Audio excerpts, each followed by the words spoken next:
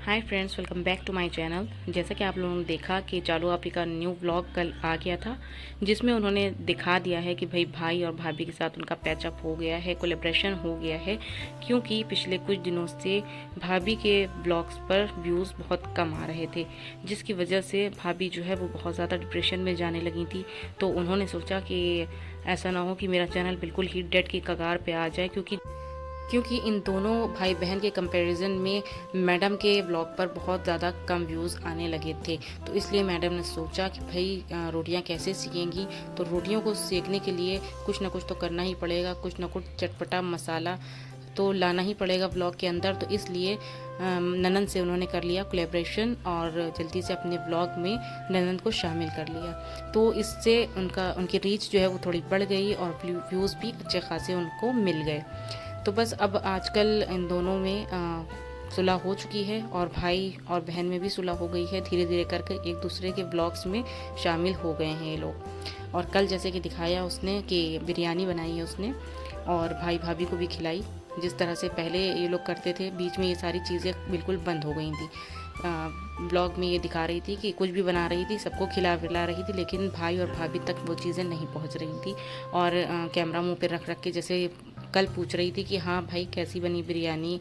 और जैसे ये लोग तारीफ़ें बटोरते हैं कैमरा मुंह पे ले जाके, वो चीज़ें जो है पिछले कुछ दिनों से बंद थी। जब ये मदाहा से मुंबई आई थी तो बिल्कुल भी भाई और भाभी इसके ब्लॉग में नहीं दिख रहे थे। और जब ये कोई चीज़ बनाती भी थी, पनीर के पकौड़े बनाए थे या इससे पहले इसने कुछ एक आध चीज़ बनाई थी, तो लेकिन जिसमें भाई और भाभी कहीं पर भी नहीं थे। भाई भाभी से हो गया है इनका पैचअप, इसलिए अब भाई और भाभी इनके ब्लॉग्स में दिखाई देने लगे। जनाब बिरयानी खा रहे थे तो उनका रिएक्शन देखने वाला था, क्योंकि वो बहुत ही ठंडा रिएक्शन था, बहुत ही ठंडी तरीके से वो बात कर रहा था।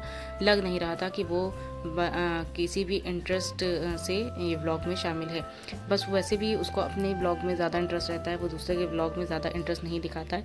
बस ये दिखाना था उसको कि हाँ भाई सब में पैचअप हो गया है, सब एक दूसरे से प्यार मोहब्बत से मिलते हैं और इनके बीच कोई लड़ाई नहीं है, वो चीज़ें दिखाना थी। तो इसलिए वो लोग सब साथ में थे। और वैसे भी इनके ब्लॉग में ज़्यादा कुछ खास होता नहीं है, ख़ासकर चालू आपी के ब्लॉग में तो सिवाय कपड़ों के और खाने के, शॉपिंग और खाना, इसके अलावा कोई चीज़ भी देखने लायक नहीं होती है। या तो वो कपड़े निकाल के दिखाती है कि फ्रेंड्स फला जगह से ये कपड़ा आया है, मुझे इसे पहनना है और शूट करना है, मुझे इसे पहनना है और शूट करना है, अभी फ़ोटो क्लिक करना है और ये करना है वो करना है, सब कुछ ये जो है बस कपड़ों की ही बातें करती रहती है। उसके अलावा कोई काम नहीं है इसका।